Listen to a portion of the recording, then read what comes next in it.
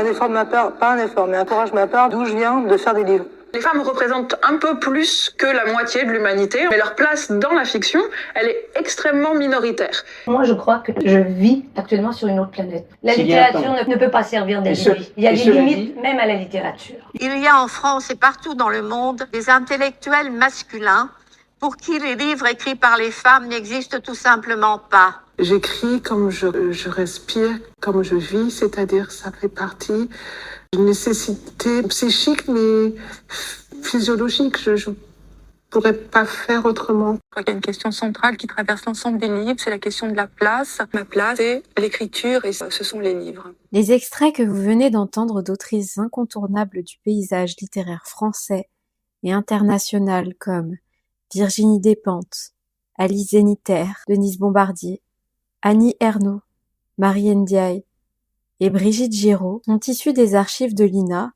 et de grands médias. Et le deux poids deux mesures entre l'écriture des hommes et l'écriture des femmes me choque. On va approfondir ensemble l'écriture des femmes qui a été empêchée et minimisée, voire invisibilisée par des siècles de misogynie. Pourtant, comme vous l'avez entendu, elles ont toujours écrit. Et c'est même un besoin vital, et leur place est plus que jamais légitime. Je suis Marion Marten, et un jour, j'ai réalisé que je n'avais lu presque que des hommes. Alors j'ai décidé de changer ça. Bienvenue dans la bibliothèque de Marion, où l'on célèbre les autrices du monde entier. Dans ce podcast littéraire, partons à la rencontre de leurs écrits et interrogeons-nous ensemble sur la place des femmes dans la littérature et plus largement dans la société. Pour ce premier épisode, je voulais vous parler du livre « Comment torpiller l'écriture des femmes » de Johanna Rous. Pendant des siècles, la créativité des femmes a été empêchée, dénigrée, pas par hasard, pas par accident non plus, mais par des hommes, par un tour de passe-passe sexiste, par pure méconnaissance ou par mauvaise foi, les écrits des femmes n'étaient pas jugés dignes de littérature, ou alors ils étaient relégués au rang d'exception. L'essai dont je vais vous parler dans cet épisode, Comment torpiller l'écriture des femmes, revient précisément sur cet écrasement systémique de la créativité féminine. Voici une première citation qui me semble bien résumer l'essai. Au fil de l'écriture de cet ouvrage de taille et de forme biscornue, une conviction a grandi en moi. Le nombre de bons livres écrits par des femmes dépasse largement les estimations les plus optimistes. Voilà ce que nous dit l'autrice. Avec cet essai publié chez Zone, on découvre une fissure béante dans l'histoire de la littérature et de la création féminine.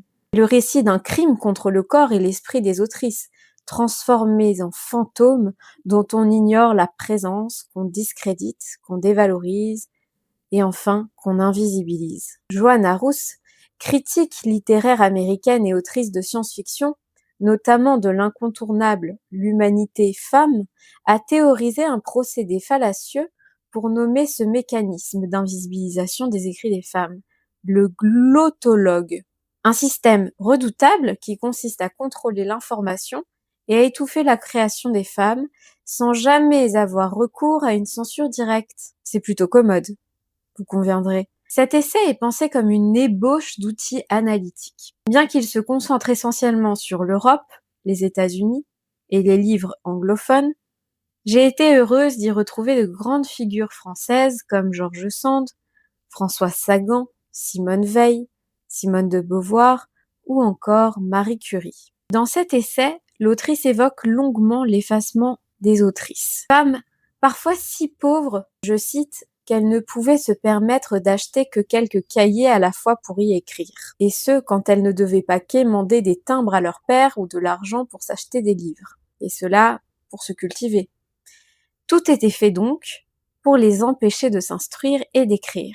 Car après tout, leur unique destin n'était-il pas de se marier et d'enfanter? À ce titre, l'exemple de la biographie de Marie Curie par sa fille Ève est révélateur d'un deux poids deux mesures dont je parlais en intro.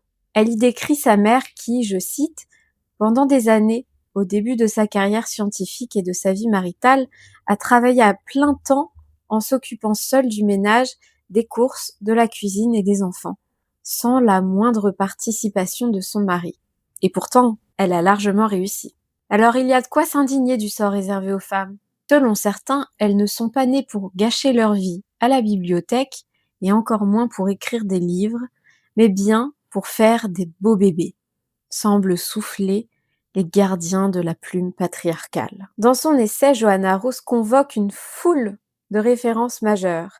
Anaïs Nin, Adrienne Rich, Sylvia Plath, Monique Wittig, Virginia Woolf, Emily Brontë, Charlotte Brontë, Jane Austen ou encore Mary Shelley. Autant d'époques, de styles et de génies balayés par les mêmes arguments sexistes. Car pour le patriarcat, les femmes qui écrivent ont soit été aidées par leur mari, soit sont des anomalies, des folles ou des créatures ayant fait parler, entre guillemets, la part masculine en elles. Au mieux, elles ont écrit un bon livre par intuition, comme par accident. Bref, ce n'est jamais de l'art, et ce n'est jamais aussi bien que la prose et les vers des hommes à l'ego boursouflé. La médiocrité des uns reçoit des titres posthumes, quand le génie des autres n'arrive même pas jusqu'à nous. C'est étonnant, vous ne pensez pas? Faisons un petit exercice ensemble pour nous rendre compte de cette réalité. Demandez par exemple autour de vous, à vos proches, de citer des auteurs, des livres ou des grands personnages de la littérature. Vous verrez sûrement que les premiers noms qui viennent en tête ne sont presque jamais ceux des femmes.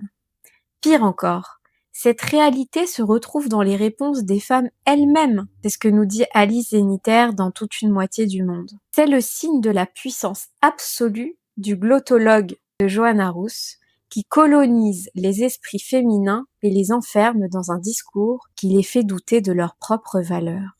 Et ça, c'est une prise de conscience vertigineuse. Alors pourquoi lire cet essai, me direz-vous? Bien, même si cette lecture peut parfois nous égarer tant les exemples de sexisme dans la critique de la création des femmes sont nombreux, constants et incompréhensibles, on se dit « Comment est-ce possible? Comment a-t-on pu écrire de telles choses sur les œuvres des femmes? De quel droit juger si durement l'écriture des femmes, leur peinture, leur composition?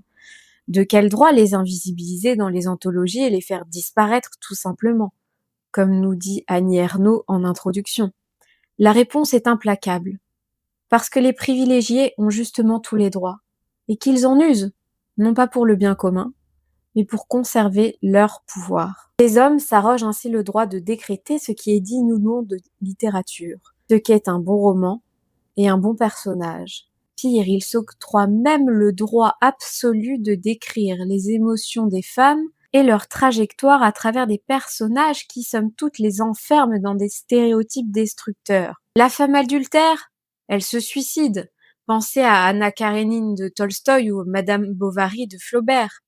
Quels sont alors les modèles de personnages pour les femmes qui grandissent dans un tel imaginaire, un imaginaire souvent violent et toxique, misogyne? En étant ainsi raconté par des hommes, on enlève aux femmes la parole, le droit de s'exprimer et de donner à lire leur réalité intime, leur vie de femme, leurs règles, leur accouchement, que sais-je, leur passion. Quel scandale! Entendait-on parfois, de parler de ces choses de bonnes femmes, des règles notamment. Pourtant, il s'agit de la réalité de la moitié de l'humanité, qu'on efface par un choix profondément sexiste. Alors, je vous parlais d'Alice Zenniter précédemment, qui a elle aussi étudié l'effacement systémique des femmes dans la littérature à travers l'ouvrage Toute une moitié du monde, un livre une promenade sur la place des femmes dans la littérature qu'on peut intimement rapprocher de l'essai de Johanna Roos. Au fil des pages, Alice Zenniter nous interpelle sur la sous-représentation des femmes dans les grands prix littéraires notamment. Elle nous révèle une vérité perturbante. Toute sa vie de lectrice, elle a été un homme, lisant le monde à travers des lunettes exclusivement masculines. Comment trouver un modèle ? Comment puiser la force d'écrire dans une arène aussi misogyne, où les figures de proue de la littérature sont façonnées par des archétypes virilistes? Dans ces discours dominants, les femmes font tâche. Pourtant, elles écrivent depuis des siècles et des siècles. Rappelons-nous que le tout premier texte signé de l'histoire de l'humanité nous vient d'une femme. Tâchons de nous en souvenir et de célébrer leur voix. Alors, pour mieux comprendre l'impact de l'effacement systémique de la prose des femmes, j'ai sélectionné quelques citations de ce livre.